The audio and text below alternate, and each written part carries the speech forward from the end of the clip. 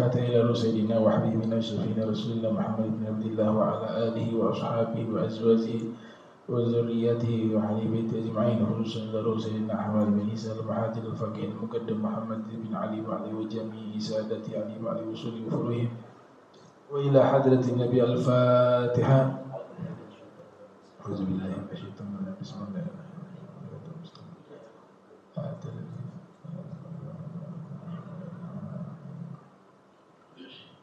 Assalamualaikum warahmatullahi wabarakatuh.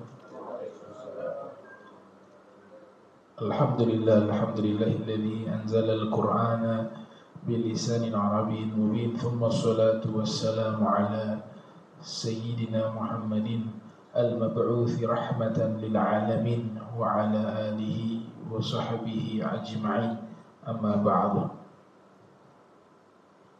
Yang kami muliakan, kami hormati seluruh staf PLN Ternate, yang kami muliakan seluruh jamaah Majlis Ta'lim Darul Mawaddah dan seluruh jamaah yang menyimak pengajian via Zoom. Semoga dirahmati Allah Subhanahu wa taala. Amin ya rabbal alamin. Pertemuan lalu sudah dibahas tafsiran surat Al-Baqarah dari sisi Al-Balaghah, ya, di ayat-ayat pembuka surat Al-Baqarah. Sekarang kita sampai di tafsiran ayat ke-6 sampai ke-7 di surat Al-Baqarah. Allah Subhanahu wa taala berfirman, Innal ladhina kafaru ay innal ladhina jahadu bi ayatillahi wa kadzabu risalata Muhammadin sallallahu alaihi wa alihi wa sahbihi wa sallam sawa'un alaihim ay yatasawa 'indahum a'anzartahum am lam tunzirhum ay sawa'un ahdzartahum ya Muhammad min azabillahi wa khawaftahum minhu am lam tuhdzirhum. Tuhdzirhum, hadzara yuhadziru, lam tuhadzirhum la yu'minun, yang artinya sesungguhnya alladzina kafaru, orang-orang yang kafir, kafaru yaitu orang-orang yang melawan, menolak ayat-ayat Allah dan mendustakan risalah Nabi Muhammad sallallahu alaihi wa alihi wasallam. Jadi disebut orang yang kafir itu menolak ayat-ayat Allah dan mendustakan risalah Nabi sallallahu alaihi wasallam, Nabi Muhammad sallallahu alaihi wa alihi wasallam. Sawa'un alaihim, sama halnya bagi mereka, yatasawa indahum a'anzartahum, kau berikan peringatan kepada mereka atau kau tidak memberikan peringatan kepada mereka, itu adalah sama, sawa'un, artinya tidak ada pengaruh, ya, mereka memang sudah menolak itu. Ahdzartahum ya Muhammadu min azabillahi wa khawaftahum minhu am lam tuhdzirhum, sama halnya engkau wahai Nabi Muhammad memberikan peringatan kepada mereka dari azabnya Allah, dan engkau memberikan peringatan pada mereka, tetap mereka tidak akan menerima. Seperti siapa? Abu Jahal. Abu Jahal itu yakin Nabi Muhammad itu Nabi, percaya, kenal Nabi, memiliki biografi hidup terpuji, gak ada cacat, bicara jujur. Orang-orang musyrik yang memberikan gelar kepada Nabi Al-Amin, akhlak yang terpuji, mereka mengakui, tapi hati sudah tertutup. Sehingga Abu Jahal itu sangat menikmati bacaan Al-Qurannya Rasul. Setiap malam ketika Nabi sedang baca Al-Quran, diam-diam dia datang ke rumah Rasul, ingin sekedar mendengarkan bacaan ayat suci Al-Quran yang dibacakan oleh Rasulullah SAW. Dia nikmati dan dia mengatakan, hadza, ini adalah kalamullah, laisa kalam Muhammad. Ini adalah kalamnya Allah, bukan kalamnya Muhammad. Berarti secara tidak langsung dia percaya itu Al-Quran. Dia percaya Rasulullah adalah Rasul, seorang Nabi. Tapi tetap menolak itu. Dia menolak karena sebab masalah jabatan, masalah hasad, iri hati, masalah kesukuan juga. Banyak faktor yang menyebabkan Abu Jahal menolak Islam. Hadza kalamullah, laisa kalam Muhammad. Ini Al-Quran adalah kalamnya Allah, bukan kalamnya Muhammad. Abu Jahal mengatakan begitu. Nabi doakan, karena dia tokoh juga, salah satu tokoh suku Quraisy, dan memiliki postur tubuh yang sangat tinggi, sangat tekar, hingga para sejarawan menceritakan Abu Jahal itu kalau melakukan safar, ketika berpamitan dengan istrinya itu, biasanya dicium tuh jidatnya oleh istrinya. Istrinya harus naik unta dulu, naik di atas unta baru bisa cium ke jidat. Unta itu berapa tingginya? Tinggi. Itu gambaran fisiknya Abu Jahal. Wah, Nabi punya harapan Abu Jahal ini masuk Islam. Makanya Nabi berdoa, Allahumma a'izzal Islam bi umarain. Ya Allah, muliakan agama Islam dengan 2 umar. Umarain. Yang pertama, Sayyidina Umar bin Khattab, waktu belum memeluk agama Islam, karena sebagai pemuda yang sangat berani. Dan yang kedua, Amrun bin Hisham, yaitu Abu Jahal. Nama aslinya Amrun bin Hisham. Ternyata hidayah datangnya ke Sayyidina Umar.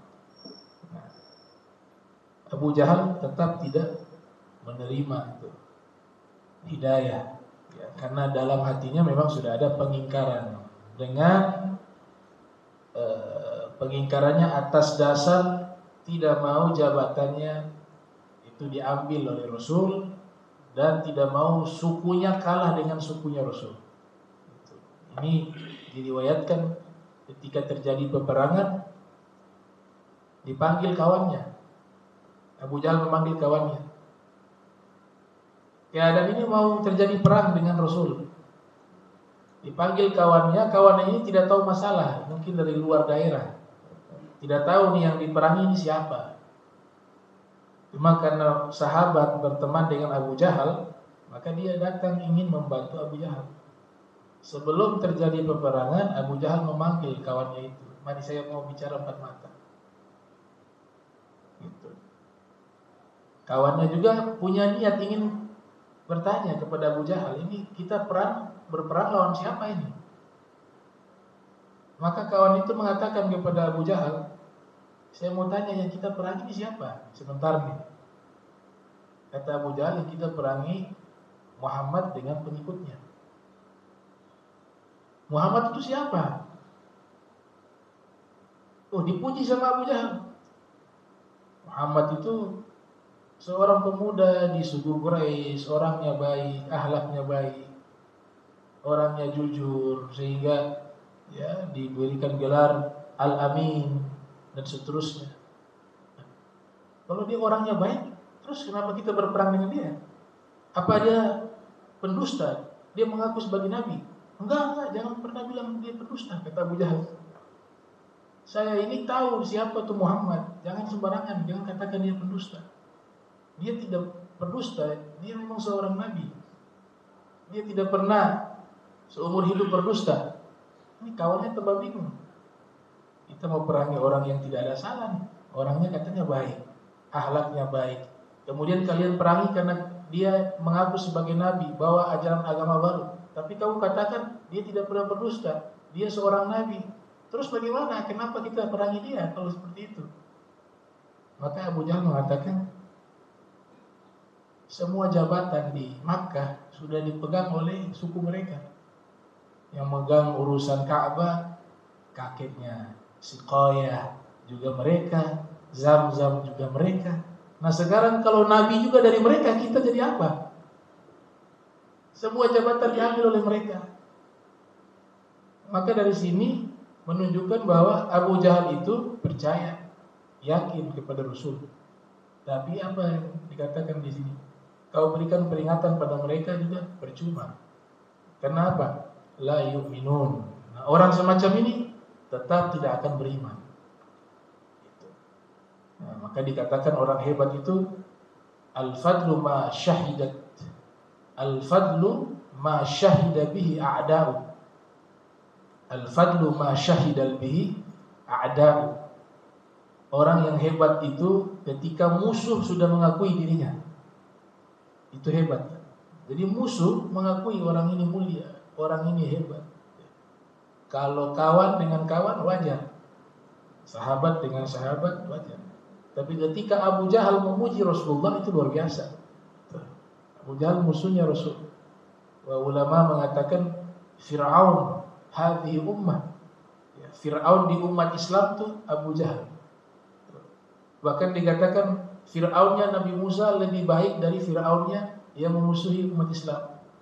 Kenapa? Fir'aunnya Nabi Musa menjelang wafat bertobat, tapi terlambat. Amantu bi Rabbi Musa, aku beriman dengan Tuhannya Musa, tapi nyawa sudah sampai tenggorokan. Nabi katakan innallaha la yaqbalu taubatal 'abdi ma lam yughargir. Allah tidak akan menerima taubat seorang hamba jika ruhnya sudah sampai di tenggorokan. Itu Fir'aunnya Nabi Musa, sempat bertobat walaupun terlambat. Tapi Fir'aunnya umat Islam, Fir'aun yang memusuhi Nabi Muhammad, Abu Jahal, menjelang wafat masih menyatakan permusuhan dengan Nabi Muhammad. Dia katakan kepada Abdullah bin Mas'ud, yang memotong lehernya dalam peperangan Ghazwatul Badar. Duduk di atas dadanya Abu Jahal. Kemudian ditawarkan kepada Abu Jahal, masuk Islam, kami bebaskan. Dia katakan saya tidak akan masuk Islam selama-lamanya. Dan sampaikan kepada Muhammad, Az-Zaghal Ibnu Athir ya, di dalam kitab tarikh beliau, katakan kepada Muhammad bahwa saya sampai mati tetap menjadi musuhnya. Itu Abu Jahal. Beda dengan Fir'aunnya Nabi Musa. Nah Ibnu Mas'ud telinganya dipotong oleh Abu Jahal. Makanya dia diizinkan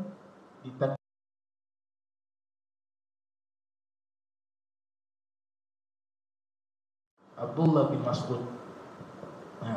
Nah ini yang dikatakan tadi.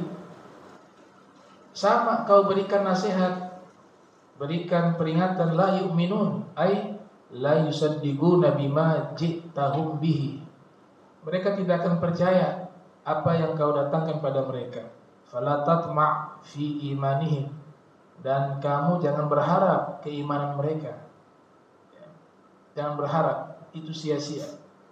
Wa fi hadza tasliyah lin Nabi sallallahu alaihi wasallam an tadribi qaulihi lahu. Nah, ini juga sebagai bentuk hiburan hati Rasul ketika mereka mendustakan seluruh ucapannya. Thumma bayyana ta'ala al-illata fi sababi adabil iman. Nah, ini dia nih. Kemudian Allah menjelaskan kenapa orang-orang itu tidak bisa beriman. Padahal di depan mata mereka ada Nabi Muhammad. Mereka minta apa saja untuk menguatkan kebenaran bahwa beliau adalah seorang Nabi, sudah diturutin oleh Nabi. Di antaranya apa? Mereka meminta bulan itu terbelah. Itu permintaan orang musyrik. Kalau kau bisa buktikan mukjizat di hadapan kami, kau berarti seorang Nabi. Diminta kepada Nabi, Nabi buktikan itu. Bukan hanya sekedar omongan, dibuktikan bulan itu didekatkan oleh Rasul dengan izinnya Allah sampai menghadap tuh. Mereka ketakutan tuh bulan seakan-akan ada di hadapan mereka. Setelah itu Nabi gores dengan jarinya, terbelah menjadi dua bagian. Itu disaksikan oleh mereka. Dan itu permintaan mereka, orang-orang musyrik. Setelah itu dikembalikan lagi itu bulan seperti semula. Hingga digambarkan di dalam kitab Dalailun Nubuwah yang ditulis oleh Imam Al-Baihaqi dan Imam Abu Nuaim Al-Asbahani yang lahir tahun 336 Hijriah, wafat 430 Hijriah, dalam kitab Dalailun Nubuwah. Setelah terbelah itu, dia terbelah berada di Jabal, satu gunung. Itu sebelahnya di gunung sisi kanan, sebelahnya sisi kiri. Setelah itu dikembalikan lagi utuh seperti semula dan dia kembali menjauh itu bulan. Itu disaksikan mukjizat. Tapi mereka mengatakan apa? Itu sihir. Hada sihirun mubin. Ya. Ini adalah satu sihir yang sangat nyata mereka. Kenapa mereka tidak bisa beriman padahal sudah ditunjukkan oleh Rasul bukti-bukti nyata dari sisi kejujuran, akhlak, bahkan mukjizat pun sudah ditunjukkan oleh Rasul, tapi tetap tidak bisa beriman. Alasannya apa? Di sini Allah jawab. Alasannya mereka tidak bisa beriman, khatamallahu ala qulubihim. Memang Allah sudah kunci hati mereka. Makanya hati ini kalau sudah terkunci, sudah semua kebaikan gak bisa masuk. Gak bisa masuk.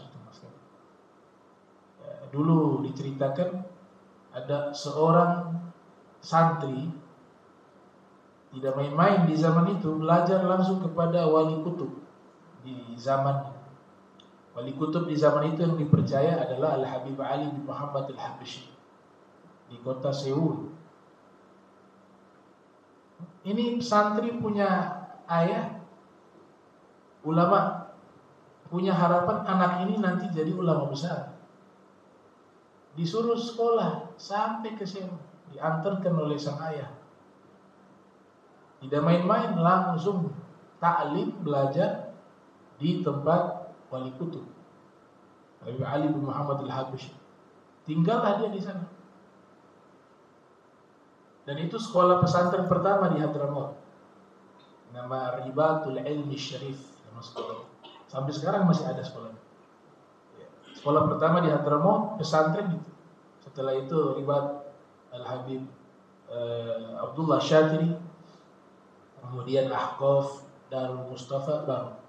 Yang paling awal itu Ribatul Ilmi Syarif. Sekolahnya di situ. Bertahun-tahun sekolah di situ. Ayahnya di Indonesia berpikir, wah ini anak saya pulang, Masya Allah, belajar sama wali kutub ini. Ternyata sudah bertahun-tahun waktu berlalu, sang anak pulang ke Indonesia. Sampai di Indonesia dijemput oleh sang ayah, seorang ulama juga, bahagianya anaknya ini sudah punya harapan jadi orang alim besar karena belajarnya langsung ke wali kutub. Tidak main-main, tinggal di sana bersama Al-Habib Ali bin Muhammad Al-Habashi. Saking bahagianya itu anak disambut dengan meriah kedatangannya. Hari itu juga diadakan acara. Dikumpulkan semua ulama hadir, kemudian narasumbernya anaknya. Bahtul Masail kalau bahasa. Wah, semua ulama anaknya kaget. Ini apa? Antum luar biasa sekolah sampai wali kutub punya murid ini. Ya, luar biasa pasti. Terus ini apa? Ini ulama semua hadir. Sesi tanya jawab masalah ilmu agama. Dikasih itu sang anak narasumber, keringat dingin keluar. Tanya, dikasih soal satu, gak bisa jawab. Yang nanya kedua, gak bisa jawab. Wa kulluhum gak bisa jawab pertanyaan. Ayahnya malu sampai sakit. Ada kisah nyata. Sakit ayahnya. Malu. Sudah dibuat ya baleho-baleho yang zaman sekarang. Masya Allah, ini datang dari Hadramaut, belajar sama wali kutub, begini. Ternyata semua pertanyaan tidak ada satupun yang dijawab. Sakit. Bubar itu acara. Akhirnya sakit. Kemudian dipanggil anaknya, wahai anakku, kamu di sana ngapain? Itu semua pertanyaan. Tidak bisa kau jawab. Ilmu, kau belajar apa di sana? Kamu muridnya wali kutub, Habib Ali bin Muhammad al-Habsyi, bikin malu seperti itu. Ternyata ada sohibnya juga baru pulang dari tempat sana. Dan sohibnya apa? Ya dia di sana kerjanya main. Tidur, main, tidak belajar. Gak ada khidmah sama Habib Ali al-Habsyi. Ya biasa-biasa aja, nyantri biasa gitu. Sekedar datang main. Maka sang ulama yang mengomentari kisah ini, jangankan dia belajar kepada wali kutub. Ini orang kayak begini belajar ke Nabi Muhammad juga gak dapat ilmu dia. Karena hatinya gak siap, malas, tidak mau usaha belajar. Gak ada ta'alluq dengan guru, gak ada cinta dengan sang guru. Ya percuma. Itu sebabnya apa? Sudah dikunci hati mereka. Khatamallahu ala qulubihim, yaitu dikunci hati mereka, fala yadkhulu fiha nur, maka cahaya gak akan bisa masuk. Apalagi digambarkan ilmu agama ini adalah cahaya. Syakautu ila waqi' su'al hifdi wa arsyadani ila tarkil ma'asi wa akhbarani bi anna al-ilma nur wa nurullah la yuhda li qalbi 'asi.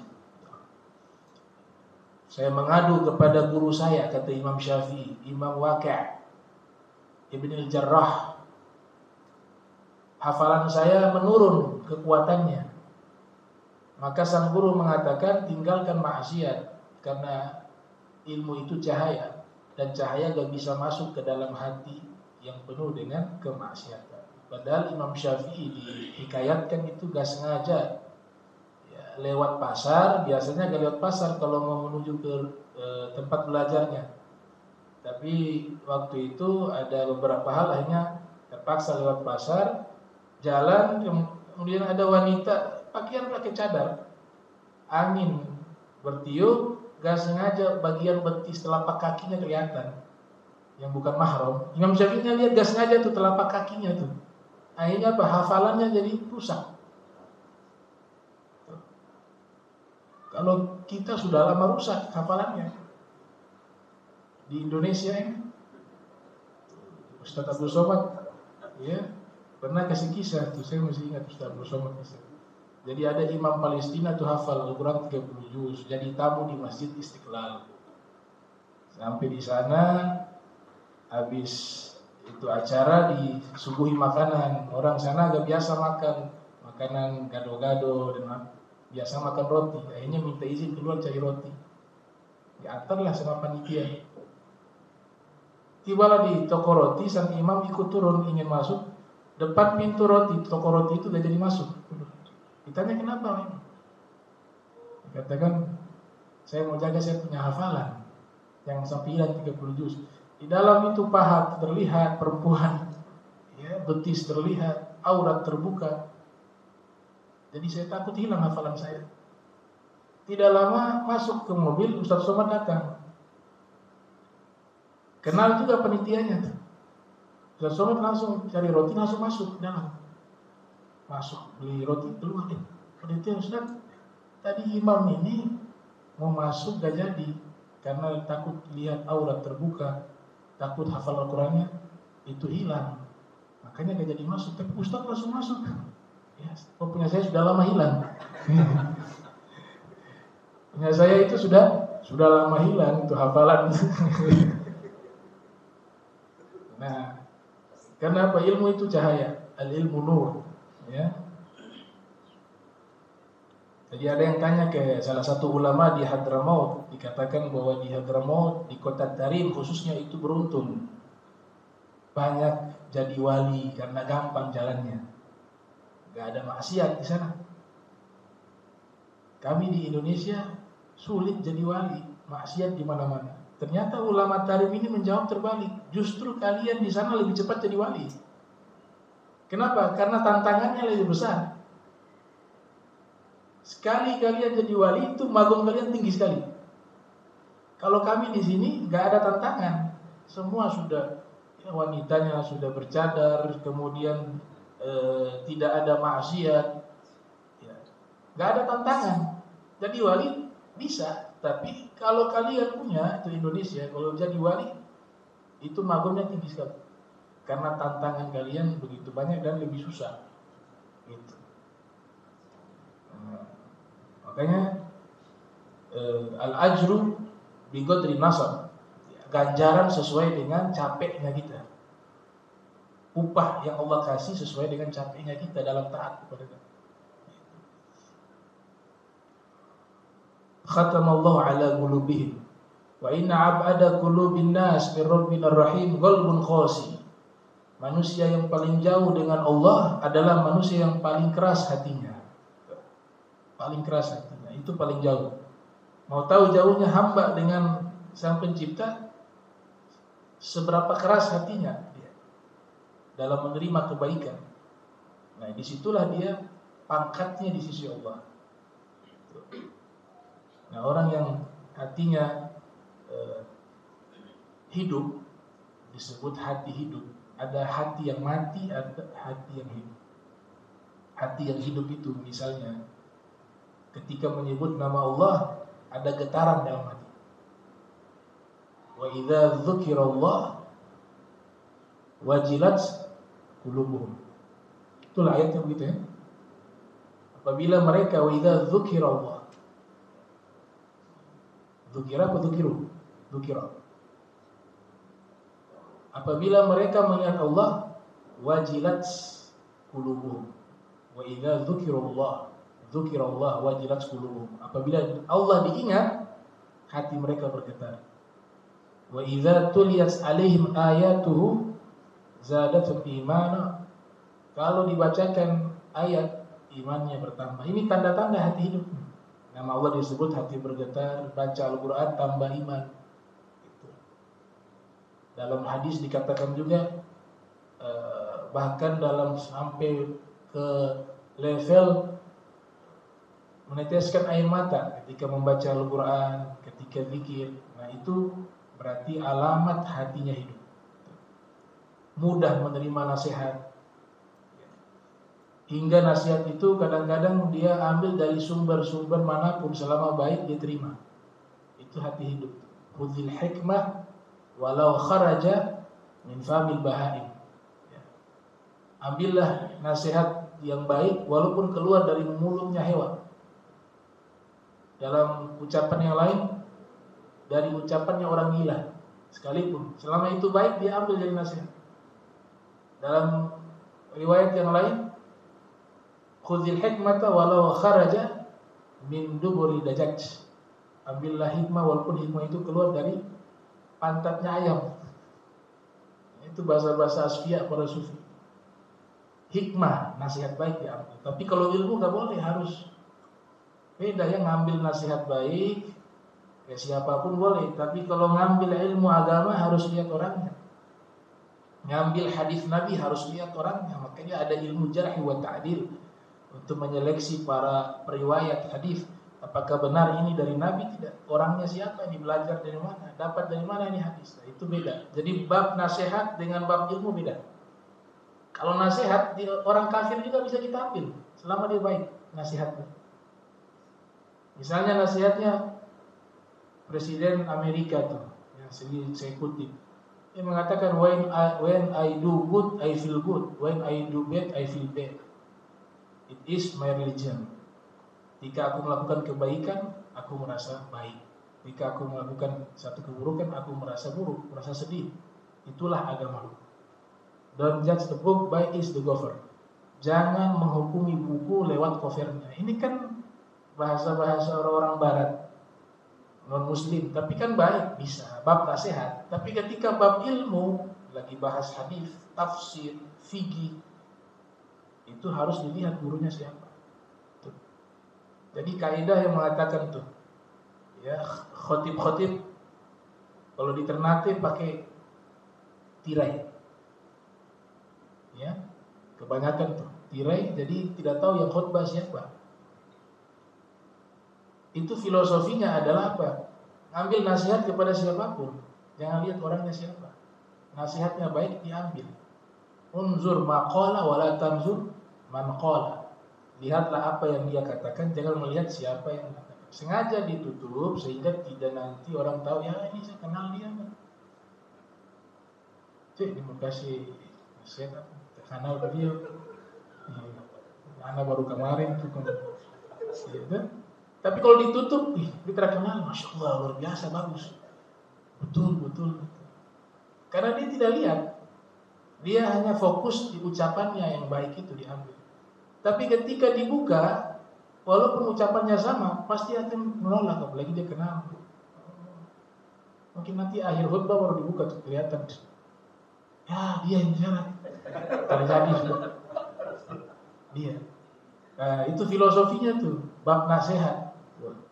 Tapi kalau bab ilmu, unzuru mimman takhuzuna dinakum. Perhatikan dari mana ilmu agama kalian ambil. Ya.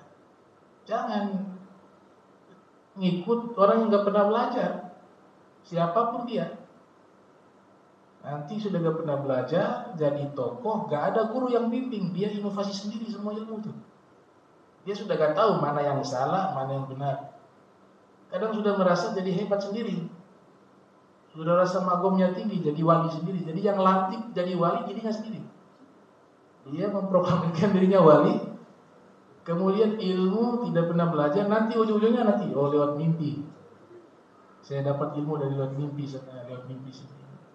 Fulan sana, fulan sini. Akhirnya apa? Jadi khayal. Nah, murid-murid ikut jadi khayal juga.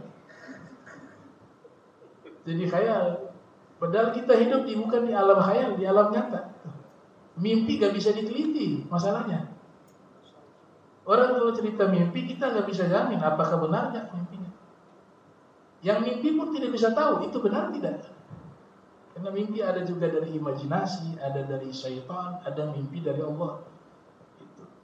Nah ini masalah-masalah khatamallah ala qulubihim, ya. Allah mengunci hati mereka.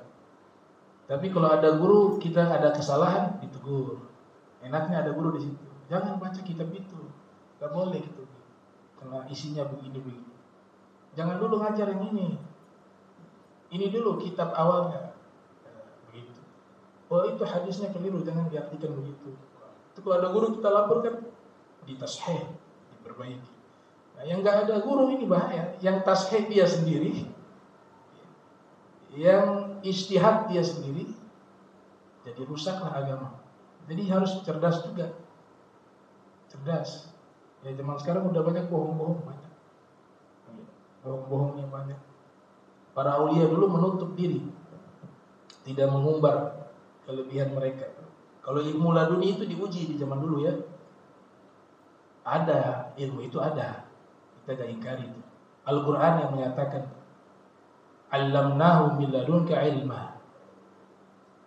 Allamnahu min ladunka ilma.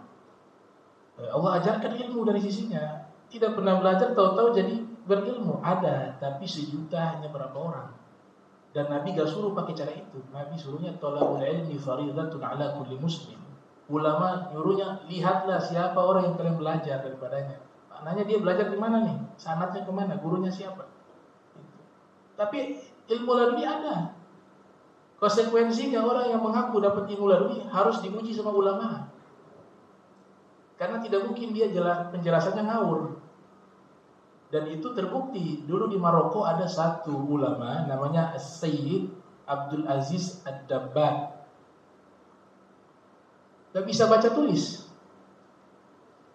La yaqra wa la yaktub. Bahkan tidak ada riwayat pernah belajar. Belajarnya itu guru terangkan gak paham-paham. hanya berhenti. Saking tidak berilmunya, baca dan tulis pun tidak bisa. Tapi memang qadarullah, ini orang dipilih oleh Allah Ta'ala, dikasih ilmu laduni. Di saat itu tersebar rumor bahwa beliau mendapatkan ilmu laduni. Saat itu juga ulama-ulama uji coba keilmuannya. Kalau ini ilmu laduni, semua pertanyaan yang disampaikan bisa dijawab dan jawabannya benar, tidak mungkin salah. Datang ulama ahli tafsir, ulama ahli hadis di Maroko, ulama ahli kalam, ulama tasawuf, ahli fikih, lengkap semua ada. Di sidang beliau, di sidang. Ulama ahli kalam bertanya tentang masalah akidah. Subhanallah, dijawab dengan ayat, dengan hadis, dan jawabannya benar dengan ijtihadnya ulama, aqwal ulama begini. Berikut, ulama ahli tafsir bertanya tentang tafsir, dijawab kitabnya ini, kitab halaman sekian, ayatnya ini, hadisnya begini.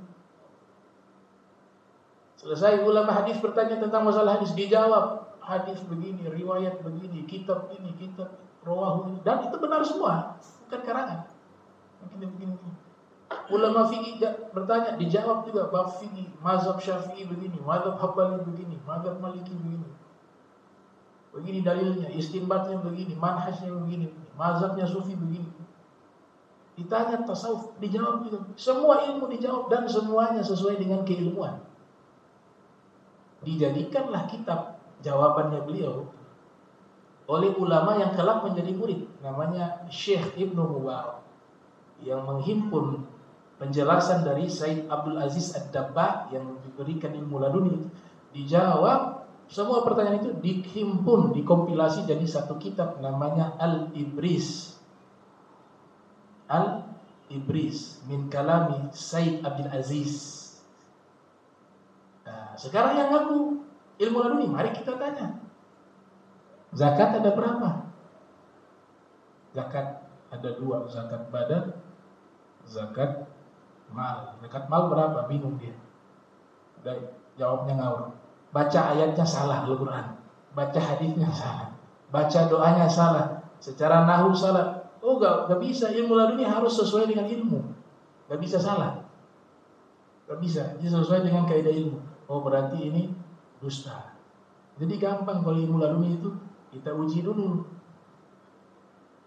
Kalau jawabannya benar semua berarti ilmu laduni. Tapi kalau jawabannya ngawur, wah ini palsu. Baca Al-Qurannya keliru, palsu. Nahunya keliru, palsu. Sorofnya keliru, palsu. Dan ini banyak seperti ini. Yang asli juga banyak.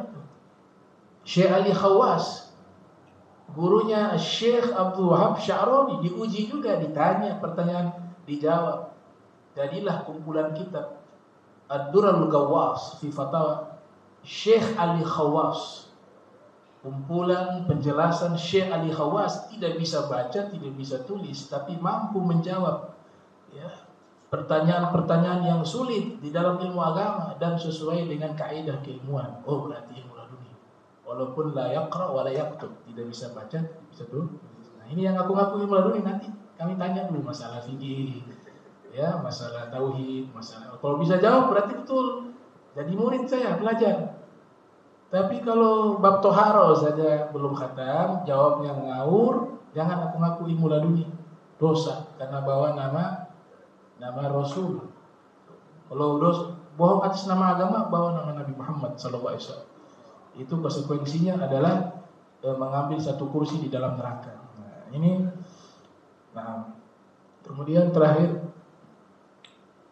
khatamallahu ala qulubihim. Qala al-mufassirun al-khatmu taqtiyah wa dzalika anal qulub idza kathurat 'alaiha dzunub tamasat nurul basir fiha. Ini hati kalau sudah penuh dengan dosa, jadi kita punya hati ini selama dia itu seorang muslim ada nur, ada cahaya. Sampai dikatakan orang yang sudah Islam sekalipun tukang maksiat seumur hidup, ya, tukang maksiat seumur hidup. Kata Al-Habib Abdullah bin Muhsin Al-Attas, keramat Empang Bogor, di kitab risalah beliau, kumpulan surat atau tulisan dari murid beliau. Kalau Allah buka tabir cahaya yang ada di hatinya itu cahaya lebih terang dari matahari. Yang terang apa? Cahaya tauhid, la ilaha illallah Muhammad Rasulullah. Itu kalau berada di hati tukang maksiat, seumur hidup maksiat, tapi dia Islam, pernah melafadzkan kalimat ini. Kalimat ini pernah singgah di hatinya dan menetap dalam hatinya karena dia seorang muslim. Kata beliau, kalau disingkap tabir cahayanya itu lebih terang dari matahari. Dan seandainya Allah izinkan orang-orang bisa melihat, maka mereka akan menyembah kepada orang itu karena dianggap itu Tuhan. Bagaimana kalau itu di hatinya orang soleh, di hatinya para wali min auliyaillah, apalagi di hatinya Nabi Muhammad SAW. Nah, ada dosa, cahaya itu hilang, dia menghapus. Maka fala yakunu lil iman ilaihi maslak wa lil kufri anha, kama qala ta'ala bal taba Allah 'alaiha bi kufrihim wa 'ala sam'ihim wa 'ala absarihim gishawah. Nah, hati kalau sudah gelap, maka terkuncilah telinganya, matanya, sudah tidak bisa lagi melihat. Wa 'ala asma'ihim wa 'ala absarihim ghita. Di telinganya dan matanya seakan-akan ada penutup yang menutupnya. Fala yubsiruna huda. Dia tidak bisa melihat lagi petunjuk. Enggak bisa lagi mendengarkan nasihat, mendengarkan kebaikan. Menyebut nama Allah enggak ada pengaruh. Menyebut nama Rasulullah SAW enggak ada akad. Membaca Al-Quran hambar. Bahkan bukan hambar, enggak bisa baca Al-Quran. Ada saja waktu sibuk. Itu bukan dia gak bisa baca Al-Quran. Al-Quran tidak mau dirinya dibaca. Al-Quran sudah tidak suka. Dia tidak mau sujud kepada Allah, tidak mau sholat. Bukan dia tidak mau sholat, Allah tidak mau dia itu sujud. Makanya cepat-cepat taubat kepada Allah Ta'ala. Yang sudah puluhan tahun gak pernah sholat, coba hati-hati. Jangan-jangan Allah yang sudah tidak mau. Allah sudah tidak mau orang itu sujud di hadapan Allah, karena sebab dosa yang begitu banyak. Tapi obatnya sederhana, taubat selesai. Taubat, mau berubah, jadi orang yang soleh, Allah ampuni semuanya. Tapi kalau terus seperti itu, hati-hati. Itu semua kan dari gerakannya Allah. Kehendak kita, kehendaknya Allah. Allah kehendaki kita hadir di sini, Allah yang berkehendak. Wa ma tasyauna illa ayyasha Allah. Al-kasbu laha ma kasabat wa 'alaiha maktasab. Yang baik usaha kalian, tapi itu kehendak Allah. Kalian pilih yang buruk juga kehendak kalian, sekian persen, tapi di situ ada kehendak dan keinginan Allah Subhanahu wa taala. Nah, maka tertutup, dia tidak bisa mendengar, tidak paham, dia tidak bisa berpikir lagi, telinga, matanya semuanya sudah terkunci, tertutup dengan penutup yang sangat tebal, sehingga tidak bisa lagi melihat mana yang hak untuk dia mengikutinya. Dia tidak bisa lagi mendengar, ya, bahkan ada sampai level gak suka. Ada orang gak suka dengar suara azan misalnya, tidak suka mendengar suara orang mengaji. Oh, ini lebih parah lagi nih, lebih parah lagi. Ya, na'udzubillah min dzalik. Gak suka mendengar itu ceramah, nasihat, bacaan Al-Quran, zikir, ya. Baca zikir dia panas. Antara dua nih, dia gak suka atau kemasukan. Di ruqyah kalau gitu. Di ruqyah. Fala yatba'una wa yasma'una fala ya'adala Abu Hayyan syabbaha ta'ala qulubahum li ta'abiha al-haq wa asma'il idrabihim an isma' da'i al-falah wa absaru li imtina'iha an talam min nur hidayah bi wi'a al-makhtum alaihi al-masdud. Na'am. Yang na'an yasilu ma yaslihu wa dhalika anna kanat ma'a sihatihi wa quwwati idrakihi mamnu'a an qubuli khair wa sima'i wa tanawwur. Nah, wa hadha bi tariqil isti'arah wa lahum 'adzabun 'adzim ay wa lahum fil akhirah 'adzabun syadid la yanqati bi sababi kufrihim wa ijramihim wa takdzibihim bi ayatillah wallahu a'lam.